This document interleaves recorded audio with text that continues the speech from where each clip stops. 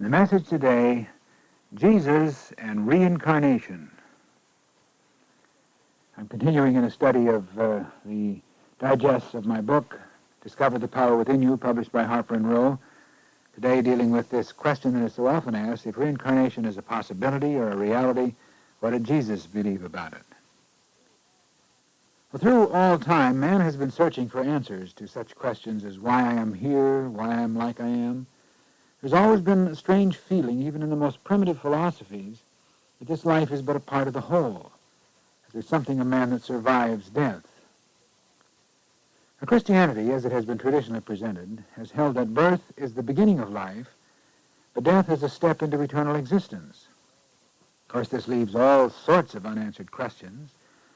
For instance, if this life is but the preparation for something to come, how do you account for the inbred desire to live? No one seems terribly anxious to get out of this life and go to the next one.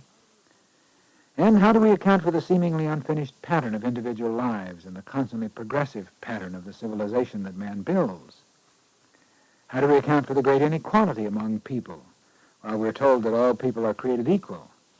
Are we all supposed to reach the same height even though we start on different levels? How can we say that a soul is created at a point in time and then survive the death of the body and go on living forever? Isn't it somewhat illogical and unscientific to say that we survived the body but did not pre-exist it, that we have a beginning but no end? Jesus says, "Be ye perfect as your Father in heaven is perfect." But how can we achieve that perfection in a span of 80 years and 10, when we start on different levels? It seems logical that if Jesus meant what he said, it might take hundreds of successive existences at the rate at which we seem to grow or develop. So the answer offered by many religions of the world and many clear thinkers through all ages is the idea of reincarnation. Maurice Maeterlinck once said, "There never was a more beautiful, a juster, a purer, a more moral, fruitful, and consoling, nor more probable creed than reincarnation. It alone accounts for all the physical and intellectual inequalities, all the social iniquities, all the hideous injustices of faith." Well, first of all, let's try to define the term reincarnation, which is not easy. Western language, though rich in commercial and industrial terms, is lacking in exact philosophical phrases. The richest philosophical language is the ancient Sanskrit. It is the Sanskrit word samsara that has been translated reincarnation. Literally, the word means to incarnate again, to be re-embodied, to return after death to the physical world in another physical body. Eternal life, thus, becomes a series of cycles of birth and death and rebirth as the soul climbs the ladder of spiritual growth. In this concept, the purpose of life is growth and unfoldment, and the cycle continues until all imperfections have been removed.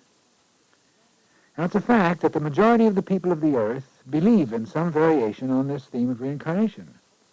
Also, there's an imposing list of people of philosophy, science, religion, literature, and the arts who've had strong views in favor of the concept.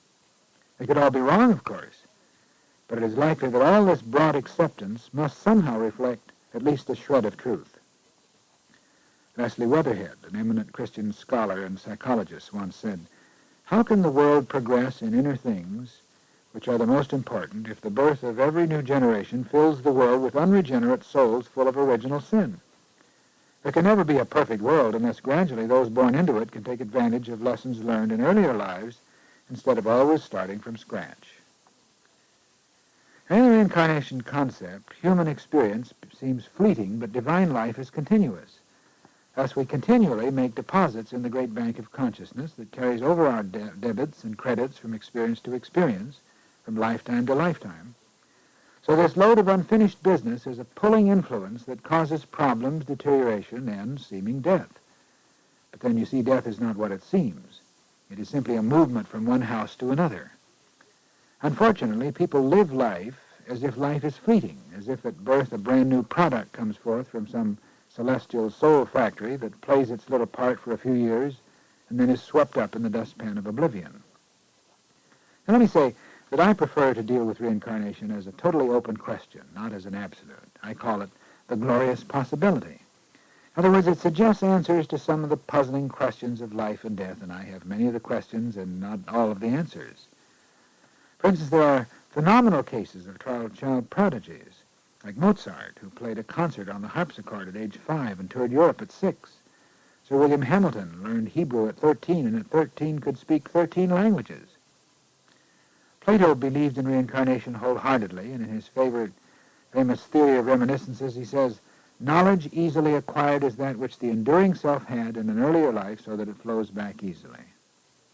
But we're concerned here with whether Jesus taught reincarnation and whether it should have been a part of the Christian religion.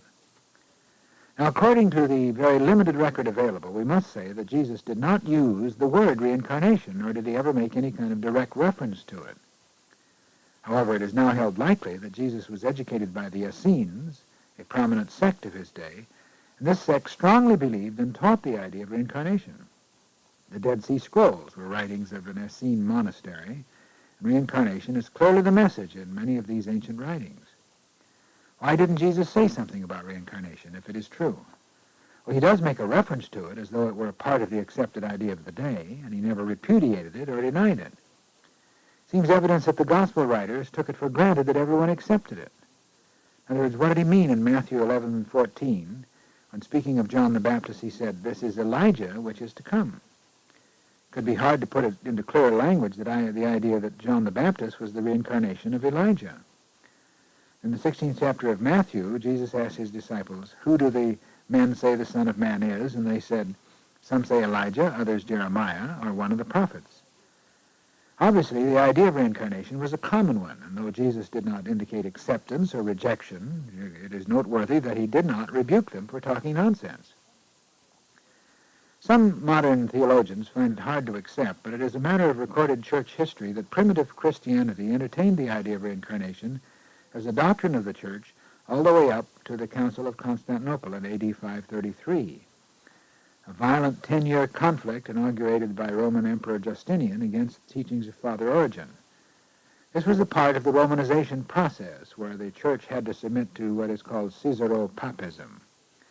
This council in 533 was attended by very few bishops who were boycotting it because it was called by the emperor.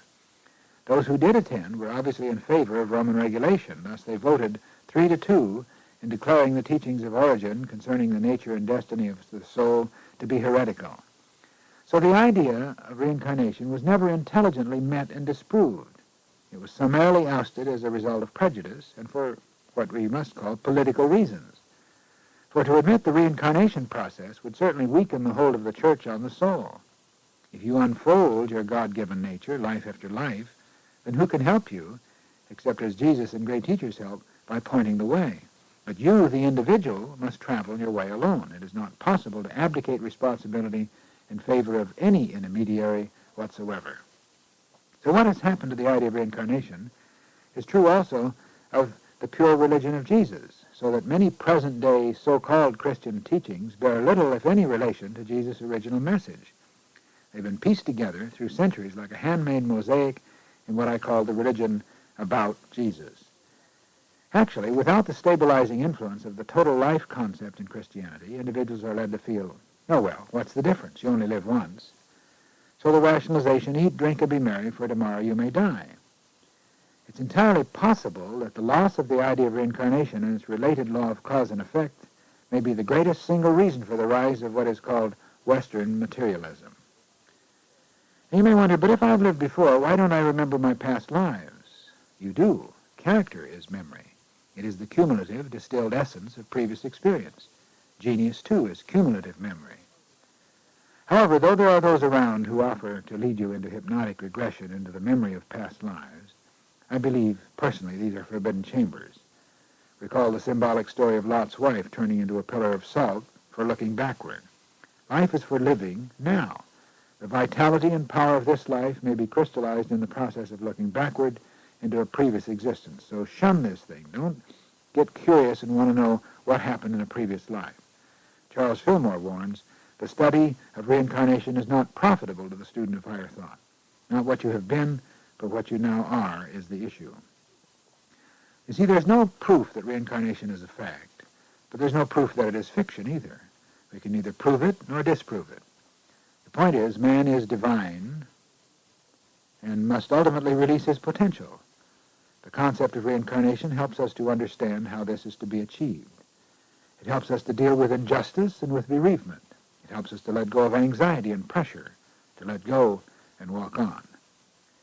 Victor Hugo wrote, "For half a century I've been writing my thoughts in prose and in verse, history, philosophy, drama, romance, tradition, satire, ode, and song. I've tried it all, but I feel I have not said the thousandth part of what is in me. When I go down to the grave, I can say, like many others, I have finished my day's work. But I cannot say I have finished my life.